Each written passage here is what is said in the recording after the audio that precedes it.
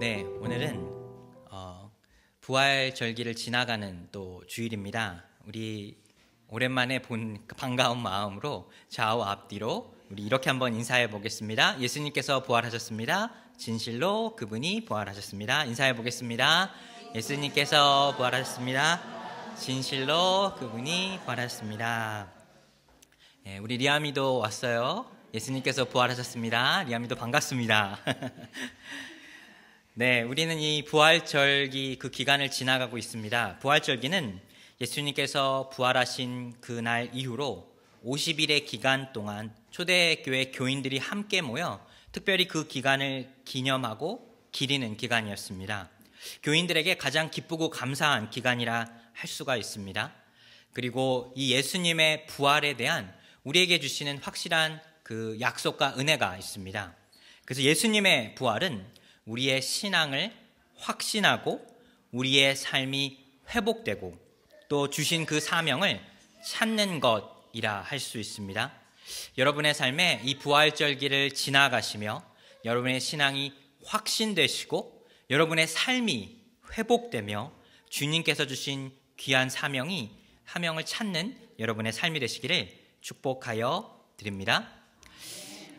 저는 미국에 왔을 때 한 가지 한국에 있었을 때는 잘 몰랐던 걸 깨달은 적이 있습니다. 여러분도 혹시 그런 적이 있으십니까? 미국에서는 이 크레딧, 신용이 참 중요합니다. 이 크레딧이 있어야 내가 어떤 경제 활동을 할 수 있다는 것이죠. 유학생으로 이 뉴욕에 오게 되었을 때 저는 이 학교에 다니면서 일을 하게 되었는데 그때 이 소셜 시큐리티 넘버를 받게 되었습니다. 생각했을 때 단순히 한국에서 있는 주민등록 번호 같은 것으로 생각했는데 사실은 그게 아니었습니다. 일을 하게 되면 세금을 내게 되고 또 세금을 내면서 내 신용이 쌓아지게 되며 크레딧 카드를 만들게 되죠. 저는 아직도 기억이 나요. 제가 맨 처음 만든 크레딧 카드의 한도액이 300불이었습니다. 그래서 300불 받았을 때 너무나 와 이거 큰 돈 이거 어떡하지? 이렇게 생각을 했습니다. 그런데 그 돈을 사용하고 갚고 그거를 계속해서 잘 하게 되면 내 신용 등급이 올라가게 되죠. 그러면 내가 사용할 수 있는 그 금액도 올라가게 됩니다. 그리고 내 신용 등급이 올라가게 되면서 나중에는 자동차를 사거나 은행에서 학자금을 융자받을 때 혹은 집을 얻을 때에도 큰 이점이 있습니다. 저도 저희가 사는 이 집을 처음 얻게 되었을 때 집주인이 그걸 먼저 물어보시더라고요. 이 신용, 크레딧 카드, 크레딧입니다.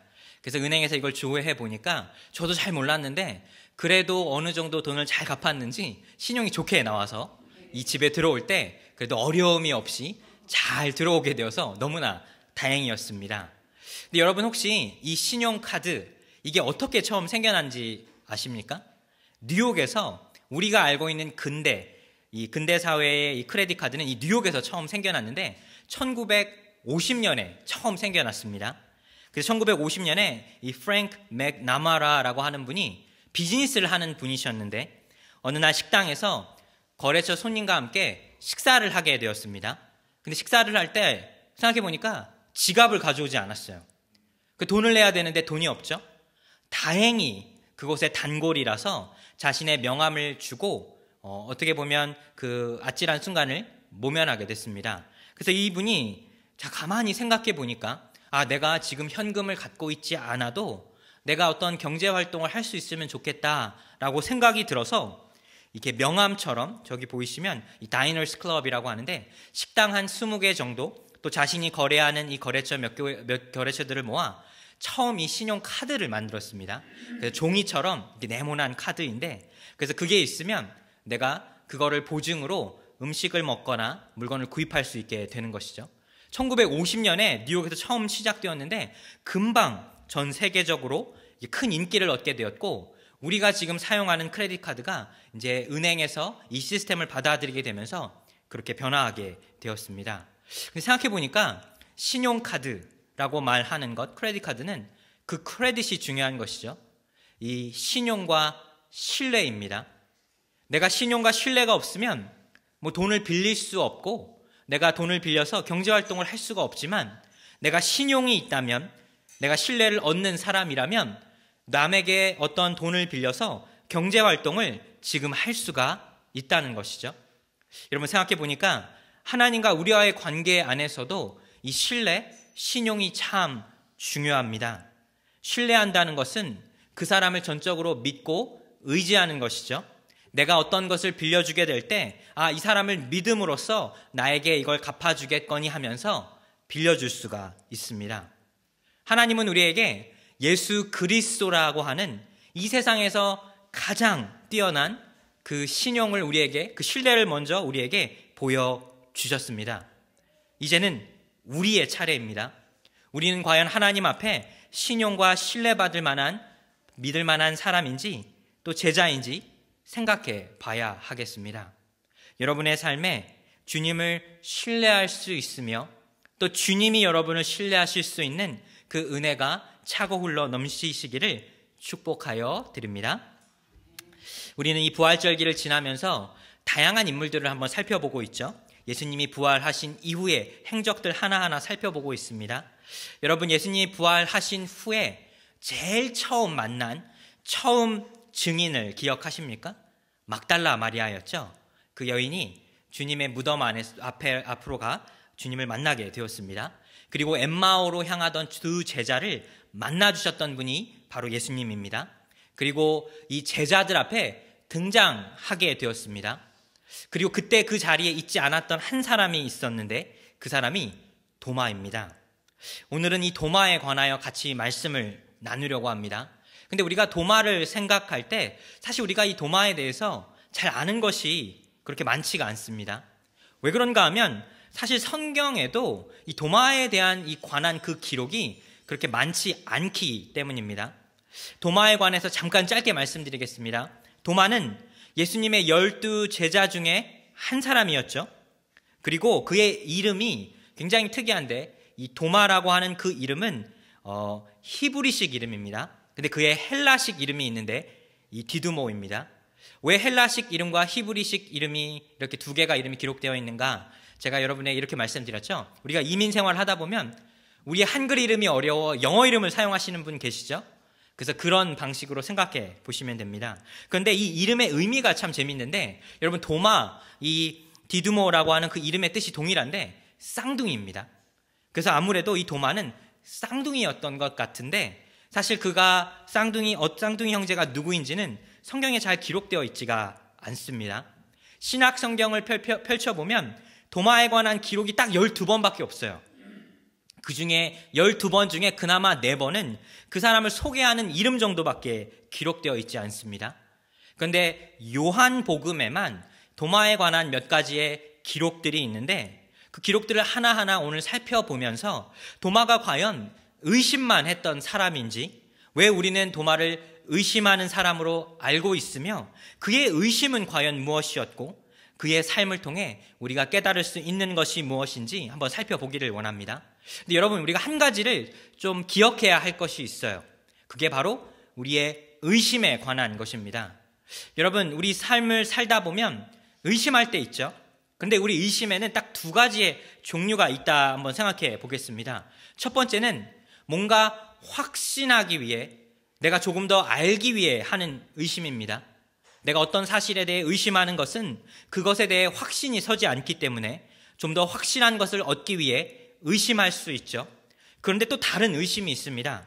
확신하기 위한 의심이 아니라 믿지 못해 하는 의심입니다. 그 사람이 하는 말이나 행동에 불신하게 되었을 때 불신하는 의심이 있습니다. 의심을 이 2가지로 한번 나눠서 생각해 보기를 원합니다. 도마의 의심은 그가 불신하는 의심이었을까요? 아니면 확신하기 위한 의심이었을까요? 확신하기 위한 의심이었습니다. 도마의 의심은 바로 우리 모두의 의심일 수 있으며 그의 의심을 통해 우리의 삶도 확신으로 나아갈 수 있다는 사실입니다. 그렇다면 우리가 도마의 삶을 통해 그의 믿음과 의심 사이에서 깨달을 수 있는 첫 번째는, 제가 이렇게 좀 숫자로 적어놔서 이게 뭔가 싶으실 텐데 이 0% or 100%입니다. 이거를 영어식 표현으로 제가 한번 찾아보니까 이런 말이 있더라고요. 갬블하는 사람, 도박하는 사람들 중에 이런 말이 있습니다. Go big or go home. 그러니까 조금 더 크게 판을 벌리던가 아니면 그냥 집에 가. 이게 도박을 하는 사람들이 하는 말이라고 하는데, 이 표현이 극단적인 표현이죠. 근데 이 표현을 조금 더 우리가 쉽게 성경적인 의미를 생각해 보자면 0% 아니면 100%이라는 얘기입니다. 이게 뭘까요? 제가 한국식 표현을 한번 생각해 보니까 뭐 아니면 도다, 뭐 이런 표현을 좀 찾을 수 있더라고요. 이거 아니면 이거다라는 것이죠.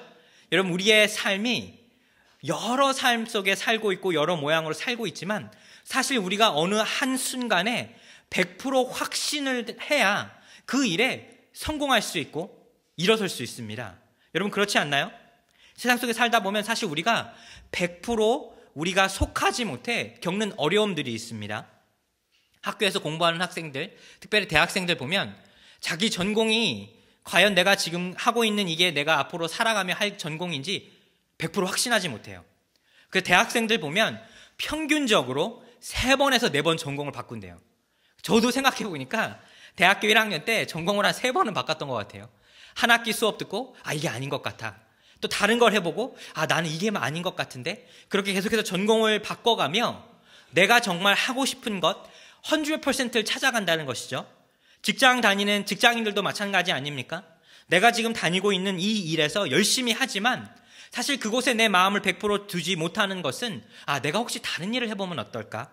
혹시 나는 빨리 은퇴하고 또 퇴사를 하고 싶진 않은가? 이런 여러 가지의 마음을 내 마음속에 가지는 그 순간 우리는 그 일에 100% 마음을 줄 수가 없죠. 가정 안에서도 마찬가지입니다. 가정 안에 100% 내 마음을 주지 못하면 자꾸 가정 밖으로 돌 수밖에 없죠. 그런데 신앙생활도 마찬가지입니다. 여러분, 우리 신앙생활을 20%, 80% 혹은 40%, 60% 혹은 90%, 10%로 나눠서 할 때가 있습니다. 내가 주님을 반 정도 의지하지만 다른 반은 세상에 걸터 있습니다. 그래서 내가 편리한 대로 왔다 갔다 할 수 있죠. 어떤 분들은 주님을 90%나 의지합니다. 그런데 10% 의지하지 못해 또 겪는 순간들이 있습니다. 사랑하는 여러분, 주님을 따라가는 우리 믿음의 삶은 100%이던 0%이던 이 두 가지 중에 하나일 뿐입니다. 내가 아무리 절반씩 혹은 조금씩 교회 안과 세상 속의 마음을 두려하지만 우리의 마음이 나눠지는 그 순간부터 주님을 100% 의지하지 못하는 것은 주님을 전혀 의지하지 못하는 것과 동일하다는 사실입니다. 성경의 말씀을 보면 주님께서 세우신 여러 인물들이 등장하게 되는데, 여러분, 이 100% 주님을 의지했던 사람들조차 순간순간에 0%의 그 믿음을 경험할 때 넘어지게 됩니다. 믿음의 사람이었던 다윗도 마찬가지였죠. 이 눈에 유혹이 들어오는 그 순간 그의 믿음이 0%가 되어 넘어져 버렸습니다. 사랑하는 여러분, 우리 삶에 주님을 믿고 의지하며 나아가는 삶은 오직 주님을 100% 의지할 때만 그 은혜를 경험할 수 있으리라 믿습니다. 요한복음 15장 7절의 말씀이 축복의 말씀인데 우리가 너무 듣고 싶은 부분은 사실 이 후반절이에요. 그래서 이 후반절만 늘 이야기하시는 분들이 있는데 우리 요한복음 15장 7절의 말씀 같이 한번 읽어보겠습니다.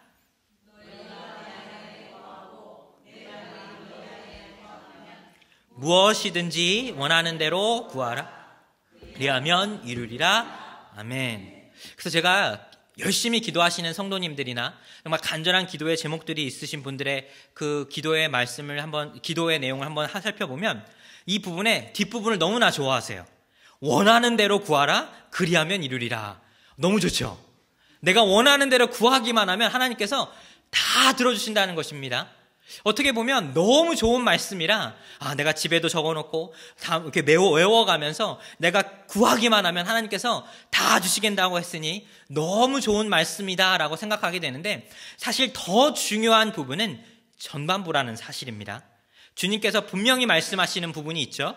너희가 내 안에 거하면, 100%의 말씀입니다. 내 말이 너희 안에 거하면, 주님께서 거는 이 전제 조건은 if라고 하는 이 내용은 100%의 내용을 말씀하시는 것이지 40%나 30% 혹은 90%의 믿음을 말씀하시는 것이 아니라는 사실입니다. 근데 반대로 생각해 보면 여러분 100% 우리가 주님을 의지할 수 있고 믿을 수 있고 주님을 따라갈 수 있고 주님의 말씀이 내 안에 거할 수 있다면 그 무엇이든지 구하면 이루어 주시겠다는 약속입니다.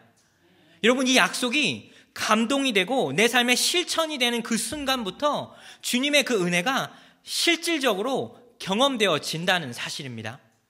그래서 우리가 넘어지는 그 순간순간을 살펴보면 사실 우리의 마음이 100% 주님을 의지하지 못하고 20% 30% 내 마음과 내 생각이 들어가는 그 순간부터 계산하게 되고 또 머리로 따지게 되어 오히려 어려움을 겪게 되는 것입니다.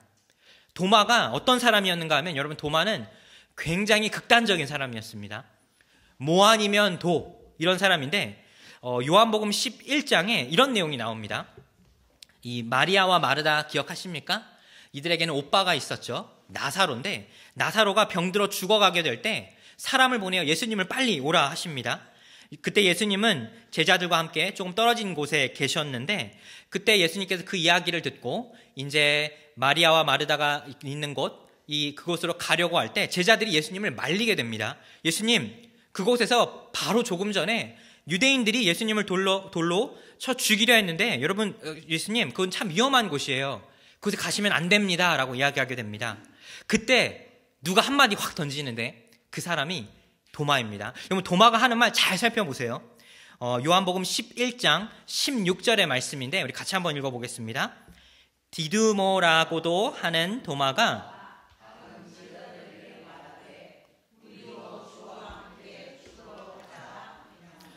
도마가 너무 극단적이에요. 다른 제자들은 주님 너무 위험합니다. 그곳에 갔다가 돌에 맞아 죽을 수도 있어요 라고 이야기하는데 도마가 뭐라고 이야기하냐면 우리도 가서 주님과 함께 그냥 죽자라고 이야기합니다. 그래서 이 부분을 두고 많은 학자들이 막 혼란이 왔어요. 아니, 도대체 왜 이런 이야기를 했지? 이 사람의 마음이 무엇일까라고 사람들이 고민하게 되었는데 그런데 생각해 보니까 여기서 우리가 한 가지를 좀 깨달아야 할 것이 있는데 왜 도마가 이런 이야기를 하게 되었을까요? 도마의 마음은 우리가 그곳으로 가서 죽자라고 할 때 그 사람의 마음은 그냥 자포자기하는 마음이었을까요? 생각해 보니까 사실은 그것 이상의 마음이 혹시 아니었을까요? 예수님께서 지금 그곳에 돌아가면 죽을 것을 아시고도 그곳에 가시겠다 말했다는 것은 예수님의 목표와 그 의지가 확고하다는 것이죠. 근데 제자들은 오히려 자신들의 안위를 생각해서 그곳에 가서 혹시 우리가 죽으면 어떡하지? 그런 두려움에 사로잡히게 되었을 때 이 0% 아니면 100%인 이 도마가 이렇게 이야기합니다. 가서 죽으면 죽자라는 것입니다. 우리가 주와 함께 차라리 그곳에서 죽음을 맞이하면 맞이할지언정 끝까지 주님과 함께 하겠다는 것입니다. 여러분 대단하죠? 그런데 그만큼 도마의 마음은 확고했다는 것입니다. 주님이 가는 곳이 어디든지 이 주님이 내가 따르는 주님이 맞다면 나는 그곳까지 가겠다라는 것입니다. 우리 삶의 가장 부족하고 연약한 부분이 혹시 이런 부분 아닐까요? 주님은 우리에게 100%를 말씀하시는데 우리는 주님에게 한 60%만 내어드립니다. 그리고 주님께서 내 삶을 모든 삶의 어려운 부분을 열어주시기를 내가 기다리고 있는 것이죠. 믿음의 사람들은 그렇지 않았다는 것입니다. 내 삶에 어떤 일이 일어나던 주님이 계신 곳이라면 주님의 뜻이라면 내 삶의 100%를 내어 드릴 수 있어야 한다는 사실입니다. 여러분의 삶에 주님 앞에 100%를 드리실 수 있는 여러분의 삶이 되시기를 축복하여 드립니다. 두 번째로 도마가 한 행동이 뭐냐면 바로 물어보는 것인데 물어서 답을 찾아가는 것입니다. 요한복음 14장에 또 도마의 내용이 나옵니다. 요한복음 11장과 14장에 이어서 14장에 예수님께서 이런 이야기를 하세요. 6월절 전날인데 예수님은 제자들을 불러 모아서 제자들을 앉혀놓고 천국에 집이 많다라는 이야기를 하시며 이 땅에서의 영광이 아니라 저 하늘의 영광을 쫓아가야 한다 말씀하시면서 제자들에게 이런 약속을 하십니다. 저 천국에 내가 너희를 위한 그 거처를 예비하고 마련해 두겠노라. 그런데 아직까지 제자들은 예수님께서 하시는 말씀이 잘 이해가 되지 않습니다. 그때 도마가 이렇게 물어보게 되는데 우리 요한복음 14장 5절의 말씀 같이 한번 읽어보겠습니다. 주여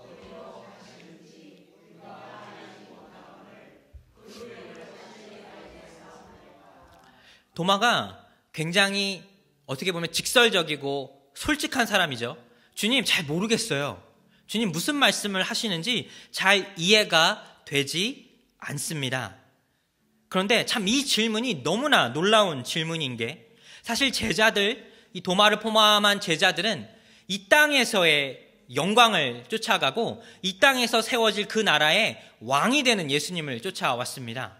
그런데 예수님께서는 저 천국의 나라를 말씀하시고 그곳에서 우리를 위한 그 거처를 마련해 놓겠노라 했는데 사실 제자들은 잘 이해가 되지 않았고 오히려 그것에 반감이 들었습니다.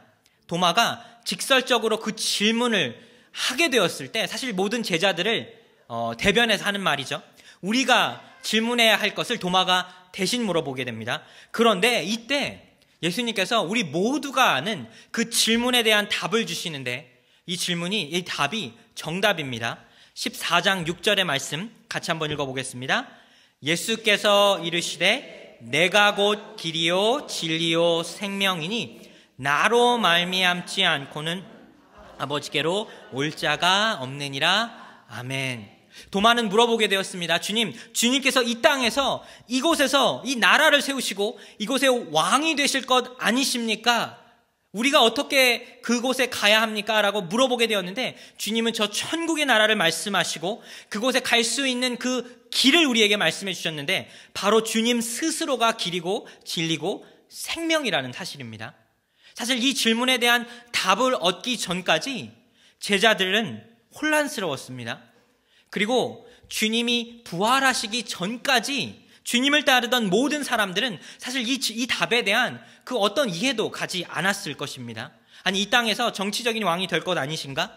이 땅에 로마를 무너뜨리고 왕이 되실 분이 무슨 이야기를 하시는 것이지? 근데 부활하신 후에 그들이 이 답을 생각해 보게 되었을 때 그들의 삶에 이제 연약했던 그 믿음이 100%가 되는 그 은혜를 경험하게 되었다는 것입니다.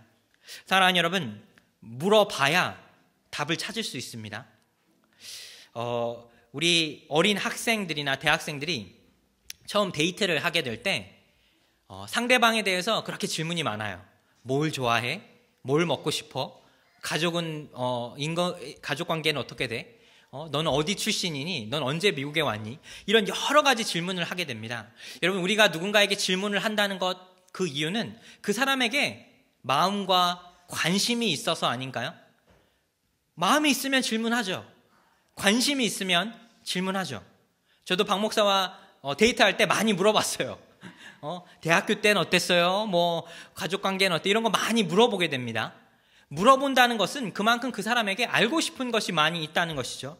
오늘날 교회의 가장 비극이 무엇인지 아십니까? 교회는 거대해지고 사람들은 차고 넘치는 것 같은데 그 누구도 주님 앞에 질문하지 않는다는 것입니다. 주님은 과연 누구이십니까? 주님이 과연 내 삶에 함께 하십니까? 아니면 주님께서 내 삶을 도와주실 수 있으십니까? 여러 가지 질문하지 않는 교인들이 오늘날 믿음의 삶이 되었다는 것입니다. 더 이상 물어보지 않는다는 것은, 그것에 침묵한다는 것은 오히려 믿음의 자리를 떠났다고 하는 것의 반증이라는 사실이죠. 도마는 물어보았는데 그의 질문은 어떻게 보면 창피할 수도 있고 어떻게 보면 자신의 연약함을 드러내는 것일 수도 있는데 자신의 연약함을 드러내는 질문이 오히려 정답을 향해 찾아가는 그 첫 걸음이 될 수 있다는 사실입니다.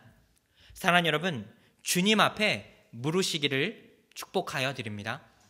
주님, 내가 왜 지금 이 자리에 이렇게 살고 있는지, 내 삶에 응답되지 않는 기도의 제목들은 언제 들어주실 것인지. 여러분, 시편이 다윗이 주님 앞과 대화하는 끊임없는 긴 대화의 내용이죠. 그런데 이 시편 내 내용 중에 절반 이상은 다윗의 적을 다윗이 저주하는 내용입니다.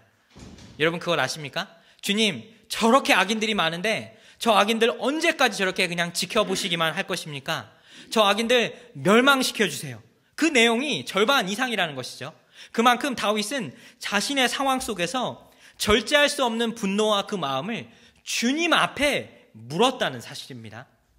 여러분, 화나거나 또 누군가에게 마음에 큰 상처를 입었을 때도 주님 앞에 물으시기를 축복하여 드립니다. 마지막 세 번째, 오늘 이 본문의 내용에 등장하는 내용이죠. 우리 같이 한번 읽어보겠습니다. 나의 주님이시요. 오늘 본문의 내용이 마지막 도마가 등장하는 이 요한복음에 등장하는 내용인데, 어떤 내용인가 하면 예수님께서 부활하신 후에 여러 사람들 앞에 주님이 나타나셨죠. 이 막달라 마리아에게 나타나셨고 여인들에게 나타나셨고 그리고 이제 제자들에게 나타나셨는데, 그때 예수님께서 자신의 이 손을 보여주시게 됩니다. 근데 그 자리에 함께하지 않았던 사람이 도마였어요. 뭐 다른 일이 있었거나 그 자리에 함께하지 않았는데, 도마가 예수님이 그 제자들을 떠났을 때 그 자리에 오게 됩니다. 그러면서 이렇게 이야기를 해요. 너희가 부활한 예수님을 봤다고? 말도 안 돼. 그러면서 이렇게 이야기합니다. 요한복음 20장 25절의 말씀 같이 한번 읽어보겠습니다. 내가 그의 손에 못자국을 보며 내 손가락을 그 못 손자국에 넣으며 내 손을 그 옆구리에 넣어보지 않고는 믿지 아니하겠노라. 아멘. 굉장히 구체적이죠.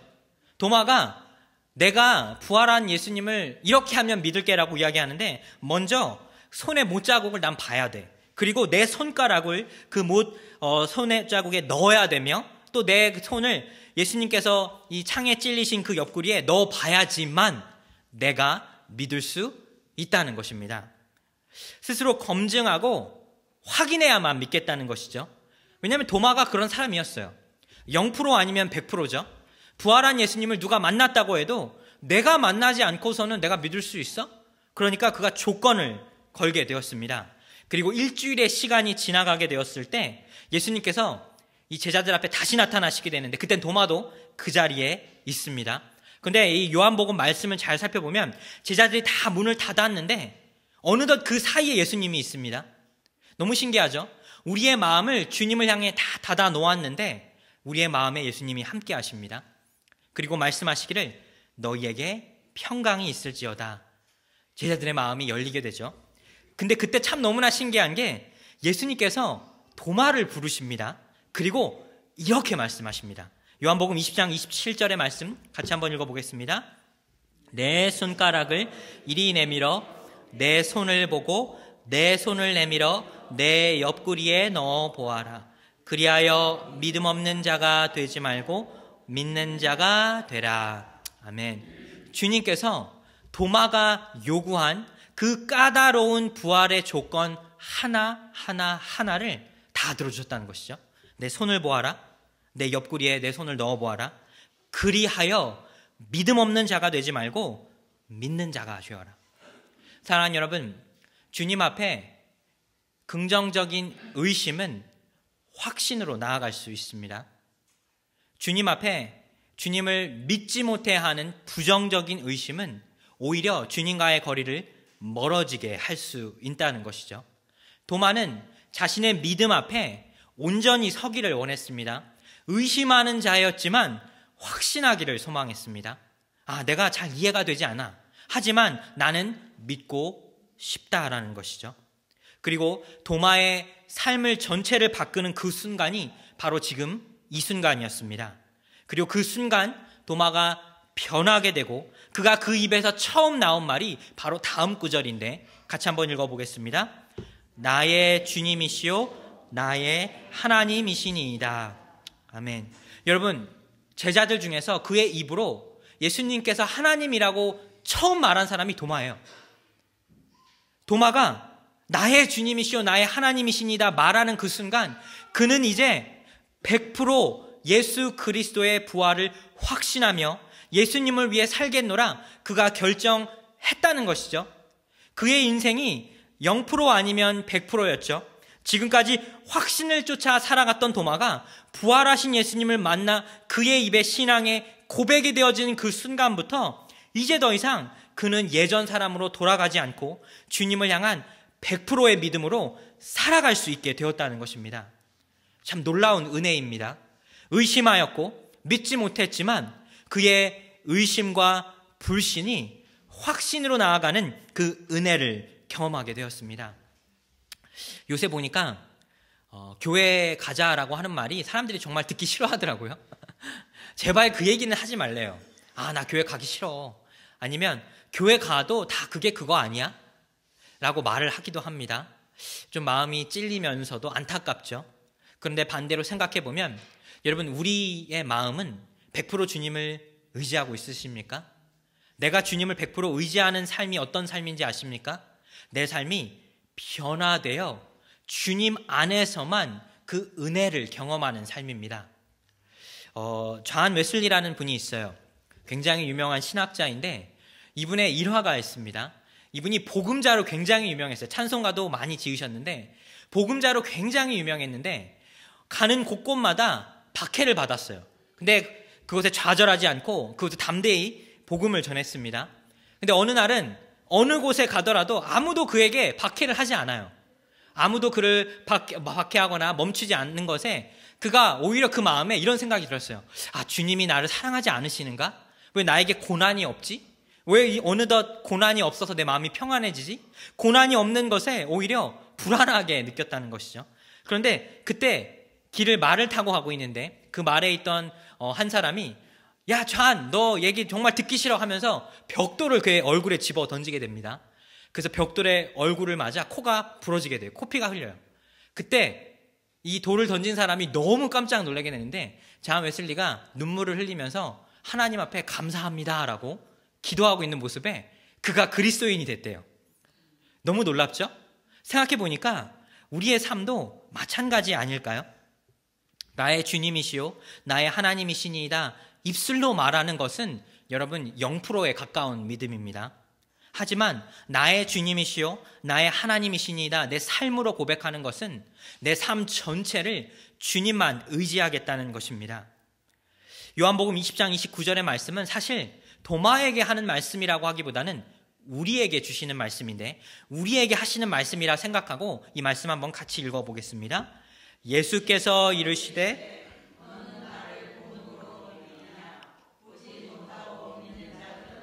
누다 하시니라.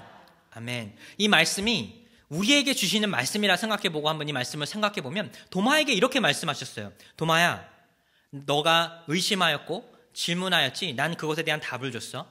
그런데 앞으로 많은 사람들은 부활한 나를 보지 않고서도 믿을 거야. 그 사람들이 더 복되단다. 사랑하는 여러분, 우리의 삶의 진정한 복은 우리 두 눈으로 보지 않고도 볼 수 있는 것, 예수 그리스도의 부활을 내가 직접 목격하지 않고도 예수 그리스도의 부활을 전할 수 있는 그 담대함이라는 사실입니다. 도마가 어떤 삶을 살았는가? 여러분, 그의 마지막의 삶은 어떤 모습이었을까요?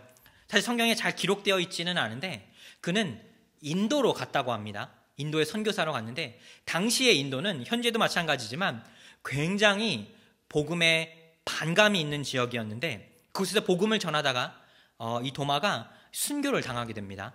그런데 그곳에 이 도마 교회가 생기게 되는데 제가 인터넷에 보니까 이 사진이 있더라고요. 큰 교회가 아니에요. 그런데 이 인도의 이 지역에 가면 이 첸나이라고 하는 동남부 쪽인데 해안가입니다. 근데 이곳에 가면 도마에 관한 여러 이런 기록들이 있다고 합니다. 그리고 도마가 순교한 그 장소에 이 교회가 세워졌어요. 그래서 한 100명 정도가 들어가는 그렇게 큰 교회는 아닌데 그 교회의 입구에 이렇게 써 있다고 합니다. My Lord and my God. 내 주시오 내 하나님이시니이다. 즉 그의 마지막의 죽음의 순간조차 그는 100%의 믿음을 지켰다는 사실입니다.